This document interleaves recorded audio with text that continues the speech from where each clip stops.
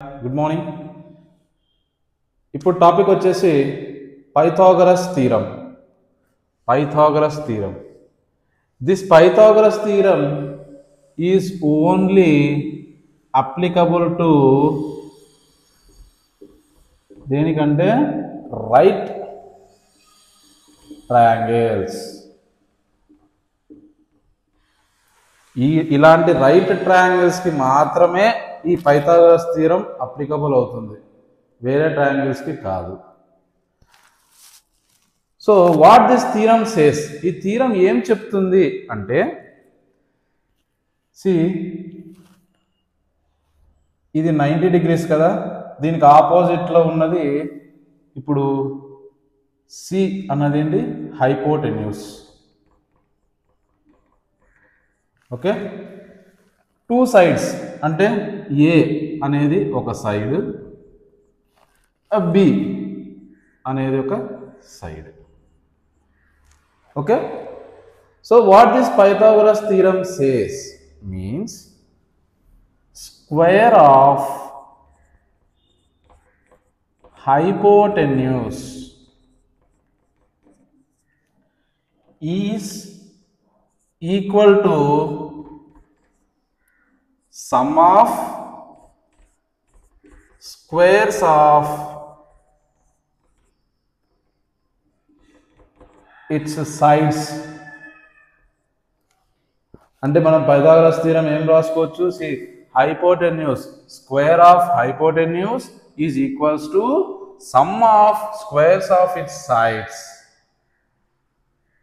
అంటే hypotenuse ఏంటి, c square is equals to sum of squares, sum అంటే plus, sum of squares of sides అంటే a square plus b square is equal to c square is equals to c square.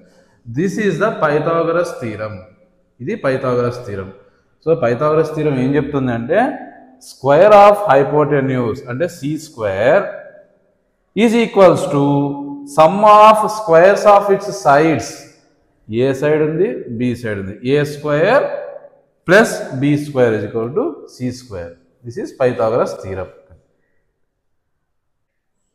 ఇప్పుడు ఈ Pythagoras థీరంలో A is equals to 6 units అన్నాడు అనుకోండి, B is equals to 8 units అన్నాడు అనుకోండి, find C అని అంటాడు. ఫైండ్ సి, మనకు ఫార్ములా ఏంది, C square is equals to A square plus B square, అవునా కదా. సో ఇప్పుడు C square is equals to A square, A ఎంత 6 స్క్వేర్ ప్లస్ బి స్క్వేర్ అంటే 8 స్క్వేర్, 6 6 జా 36, 8 8 జా 64. So total 100, sorry total 100. C square is equals to 100 అన్నప్పుడు C is equals to √100 ఎంత 10. So C is equals to 10 units. So this Pythagoras theorem is useful to find out the hypotenuse. Okay. Now Pythagorean triplets. Pythagorean triplets. Triple అంటే ఎంత, 3 కదా. చూడండి 3 4 5 5 12 13 6 8 10 7 24 25. So ఈ 3 numbers ఉన్నాయి కదా, ఈ 3 నంబర్స్ రిపీట్ అవుతూ ఉంటాయి, ఆల్వేస్ రిపీట్ అన్నమాట. Some numbers always form right angle triangles. ఇప్పుడు ఏంటంటే ఇంతకుముందు ఎగ్జాంపుల్ మీరు గుర్తు చేసుకుంటే ఏ ఎంత తీసుకున్నా 6 తీసుకున్నా 6 units, B is equals to 8 units తీసుకున్నా. మనకు సి ఎంత వచ్చింది? 10 వచ్చింది కదా. ఒకసారి గమనించండి, ఇక్కడ 6, 8, 10 అంటే ఏ అనేది 6 అయినప్పుడు, బి అనేది 8 అయినప్పుడు, సి అనేది ఖచ్చితంగా 10 రావాలి. అలా వాటినే ట్రిప్లెట్స్ అంటాం. ఇప్పుడు ఫర్ ఎగ్జాంపుల్ ఏ అనేది 3, బి అనేది 4, సి అనేది ఖచ్చితంగా 5 వస్తుంది. దీస్ ఆర్ ద సెట్ అనమాట. ఇది ఒక సెట్, ఇవన్నీ ఒక్కొక్క సెట్. సో ఇది ఏ ఇది బి అయినప్పుడు సి అనేది ఇంతే వస్తుంది, ఖచ్చితంగా వస్తుంది. These are triplets. These numbers always form right angle triangles. They always repeat. This is the Pythagorean triplets. Okay. See, why this Pythagoras theorem is useful? మనకు రియల్ లైఫ్లో ఏ విధంగా ఇది పనికొస్తుంది, ఇది ఎందుకు నేర్చుకోవాలా? So by using Pythagoras theorem we can measure the distances. Measure the distances. C మనకు ఏ సైడ్ తెలిసినప్పుడు, బి సైడ్ తెలిసినప్పుడు సి అనేది కనుక్కోవడం పెద్ద ప్రాబ్లం ఏం కాదు, ఈజీ, యూజింగ్ పైథాగరస్ థీరమ్. అంటే మనం ఇక్కడ డైరెక్ట్గా దీన్ని మెజర్ చేయటం లేదు, ఇవి రెండు తెలుసుకొని ఇది క్యాలిక్యులేట్ చేస్తున్నాం అంతే. మనం పోయి ఇది డైరెక్ట్గా మెజర్ చేయటం లేదు.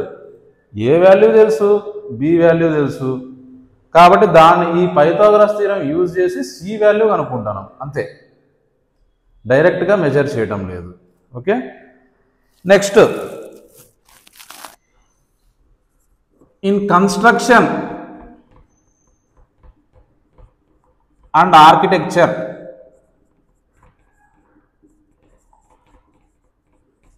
Construction, houses construction, buildings construction, ఆ తర్వాత ఆర్కిటెక్చర్. సో ఇప్పుడు బ్రిడ్జ్ కన్స్ట్రక్ట్ చేస్తుంటారు చూడండి, బ్రిడ్జ్ ఎట్లా ఉంటుంది, ఫస్ట్ ఇట్లా అప్ వచ్చి ఇట్లా డౌన్ వస్తుంది. ఇదేంది, ఇది ట్రయాంగిలే కదా, అవునా? చూడండి. So this is a right angle triangle. ఈ డిస్టెన్స్ మనకు తెలిసినప్పుడు, ఇది మనకు తెలిసినప్పుడు ఈ స్లోప్ అనేది, హైపోటెన్యూస్ అనేది కనుక్కోవచ్చు. ఈ హైపోటెన్యూస్ అనేది కనుక్కున్నప్పుడు మనకి ఏమర్థం అవుతుంది, దానికి కావాల్సిన ఎంత మెటీరియల్ తప్పియాలా, ఎన్ని డేస్లో బ్రిడ్జ్ కంప్లీట్ అవుతుంది, ఎంతమంది వర్కర్స్ కావాలా, ఈ క్యాలిక్యులేషన్స్ అన్నీ డిపెండ్ అయి ఉంటాయి అన్నమాట. So we have to study Pythagoras theorem. Okay. Next one, navigation.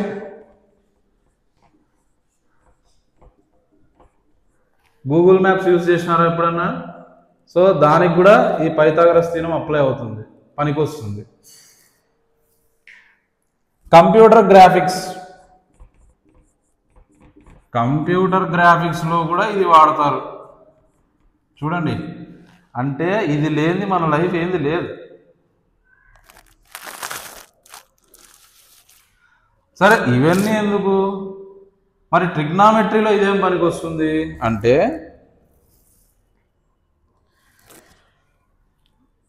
Trigonometric ratios అని వస్తాయి.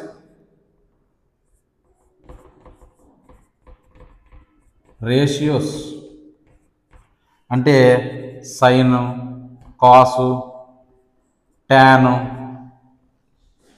కొసీకెంట్, సీకెంట్, కాట్, ఇవన్నీ వస్తాయి. ఇవన్నీ నేర్చుకోవాలంటే ఈ పైథాగరస్ థీరమ్ అనేది ఐడియా ఉండాలి. So these are the real life applications. Okay. Next వచ్చేసి ratio and proportion. Ratio and proportion.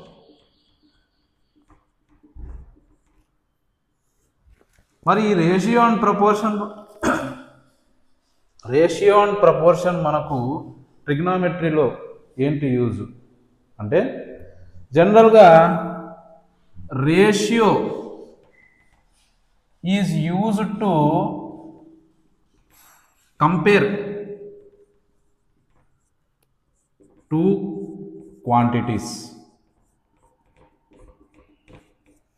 Ratio is used to compare two quantities.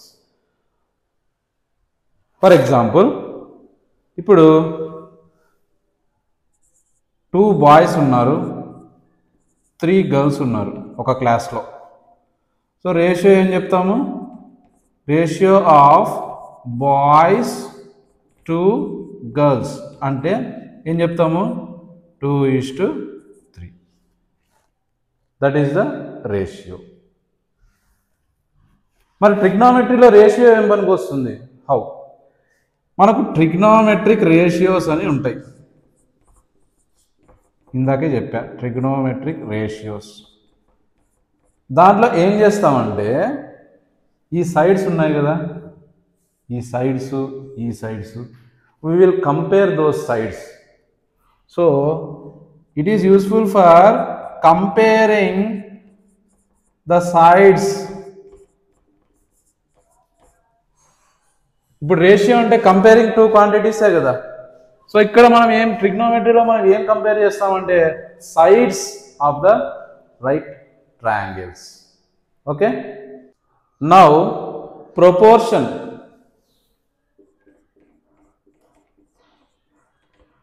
Proportion shows that two ratios are equal. Two ratios equal గా ఉన్నాయా లేదా చూపిస్తుంది. అంటే proportion shows the two ratios are equal. దీని meaning ఏంటంటే రేషియోస్ని ఇప్పుడు A:B అన్నా ఒకటే, A/B అన్నా ఒకటే. సో ఇక్కడ ప్రపోర్షన్ ఏం చెప్తుందంటే A/B is equals to C/D. Are దీన్ని ఏం రాసుకోవచ్చు? A:B is equals to C:D అని రాసుకోవచ్చా? ఓకే. సో మరి టూ రేషియోస్ ప్రపోర్షన్లో ఉన్నాయి అని మనం ఎట్లా కనుక్కుంటాం, ఎలా తెలుసుకుంటామంటే క్రాస్ మల్టిప్లికేషన్ చేస్తాం. మల్టిప్లికేషన్ చేస్తే మనం కనుక్కోవచ్చు ప్రపోర్షన్లో టూ రేషియోస్ అనేవి ప్రపోర్షన్లో ఉన్నాయా లేదా అని తెలుసుకోవడానికి క్రాస్ మల్టిప్లికేషన్ చేయాలి. ఒక ఎగ్జాంపుల్ అనేది చూద్దాం. 3:4, 6:8. చూడండి, 3/8 ఎంత? 24. 4/6 24. అంటే 3:4 క్రాస్ మల్టిప్లికేషన్ 3/4 6/8. చూడండి, 4/6 24, 4/8 24, మొత్తం కలిపితే 1. ఓకేనా? 24 సేమ్ వచ్చింది. ఇక్కడ 24 వచ్చింది, ఇక్కడ 24 వచ్చింది. సో ఈక్వల్ వచ్చినప్పుడు we can say that these two ratios are in equal proportion. So మరి ఇది ట్రిగ్నోమెట్రీలో ఎలా యూజ్ అవుతుంది అనేది question.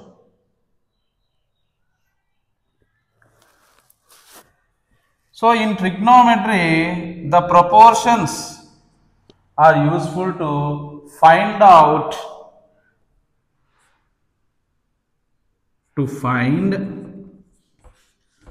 unknown sides and angles. అంటే మనకు తెలియని సైడ్స్ని, మనకు తెలియని యాంగిల్స్ని కనుక్కోవడానికి ట్రిగ్నోమెట్రీలో ప్రపోర్షన్ అనేది యూజ్ అవుతుంది.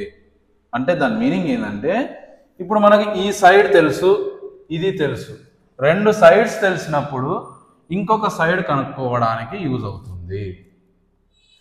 రెండు యాంగిల్స్ తెలిసినప్పుడు ఇంకొక యాంగిల్ కనుక్కోవడానికి యూజ్ అవుతుంది. So to find unknown sides and angles. మనకు తెలియని సైడ్స్ని తెలియని యాంగిల్స్ని కనుక్కోవడానికి ఈ ప్రపోర్షన్ అనేది మనకు యూజ్ అవుతుంది ట్రిగ్నోమెట్రీలో.